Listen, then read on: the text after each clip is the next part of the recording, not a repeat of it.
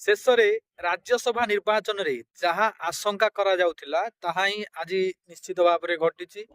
ଅ, ରାଜ୍ୟସଭା ନିର୍ବାଚନରେ ବିଜୁ ଜନତା ଦଳର 6 ବିଧାୟକ, କଂଗ୍ରେସର 3 ବିଧାୟକ ଏବଂ 2 ଜଣ ସ୍ୱାଧୀନ ବିଧାୟକ କ୍ରସ୍ ଭୋଟିଂ କରିଛନ୍ତି, ଯାହା ଫଳରେ କି ଦିଲ୍ଲୀପ ରାୟଙ୍କର ବିଜୟ ଲାଭ ଆଶଙ୍କା ବୃଦ୍ଧି ପାଇଛି।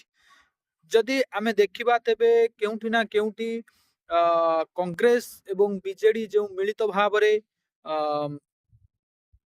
ପ୍ରଚେଷ୍ଟା କରିଥିଲେ ତାଙ୍କର କୋଉଠି ନା କୋଉଠି ଦୁର୍ବଳତା ରହିଲା, ଯାହା ଫଳରେ କି କଂଗ୍ରେସର ସଭାପତି ଭକ୍ତ ଚରଣ ଦାସ ଏବଂ ନବୀନ ପଟ୍ଟନାୟକଙ୍କ ଉପରେ ବିଧାୟକ ମାନେ ଭରସା ଏବଂ ବିଶ୍ୱାସ କରିପାରିଲେ ନାହିଁ। ଯଦି ରାଜନୈତିକ ଦୃଷ୍ଟିକୋଣରୁ ଆମେ ଦେଖିବା ତେବେ କଂଗ୍ରେସର ସଭାପତି ଭକ୍ତ ଚରଣ ଦାସ ତାଙ୍କର ନେତୃତ୍ୱ ଉପରେ ଆଜି ପ୍ରଶ୍ନ ଉଠିଛି।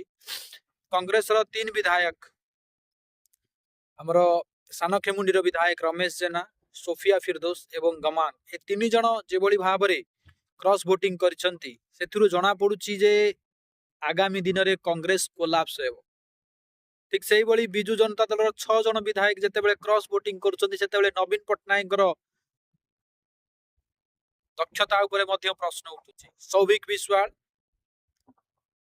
ବିଶ୍ୱାଳଙ୍କ ପରି ଜଣେ ବିଧାୟକ ଯେତେବେଳେ କ୍ରସ୍ ଭୋଟିଂ କରିବେ, ତିର୍ତ୍ତୋଲର ବିଧାୟକ ଏବଂ ପୂର୍ବତନ ମନ୍ତ୍ରୀ ଏମାନେ ଯେତେବେଳେ କ୍ରସ୍ ଭୋଟିଂ କରୁଛନ୍ତି କେଉଁଠି ନା କେଉଁଠି ଏ ଦୁଇ ଦଳର ଆଗାମୀ ଭବିଷ୍ୟତ ପାଇଁ ପ୍ରଶ୍ନ ଉଠୁଛି।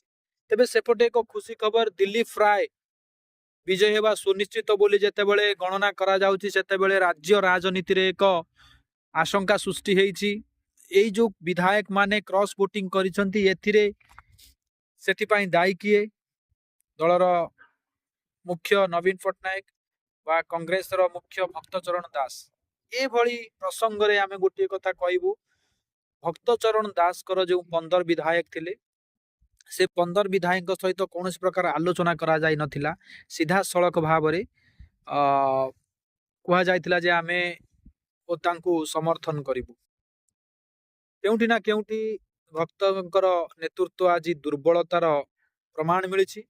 ଠିକ ସେଇଭଳି ନବୀନ ପଟ୍ଟନାୟକ ଏମିତି ଜଣେ ନେତା ଯାହାଙ୍କ ଛବିରେ ରାଜ୍ୟ ରାଜନୀତି ଚାଲୁଥିଲା 24 ବର୍ଷ ଧରି, ଆଜି ସେଇ ଦଳର ନେତାମାନେ ନବୀନ ପଟ୍ଟନାୟକକୁ ଫ୍ରୁ କରିଦେଇଛନ୍ତି ଏବଂ କ୍ରସ୍ ଭୋଟିଂ କରିଛନ୍ତି। ବାକି 2 ବିଧାୟକ ସନାତନ ମହାକୁଡ଼ ଏବଂ ଅରବିନ୍ଦ ମହାପାତ୍ର ନିଜ ଇଚ୍ଛାରେ ଭୋଟ ଦେଇଛନ୍ତି। ଏ ଭୋଟ ମଧ୍ୟ ଦିଲ୍ଲୀପ ରାୟଙ୍କ ପାଖକୁ ଯାଇଥିବ। ପାଖାପାଖି 11 ଖଣ୍ଡ ଭୋଟ ଯଦି ଦିଲ୍ଲୀପ ରାୟଙ୍କୁ ମିଳେ ତେବେ 22+11 ନିଶ୍ଚିତ ଭାବରେ ଦିଲ୍ଲୀପ ରାୟ ବିଜୟ ଲାଭ କରୁଛନ୍ତି।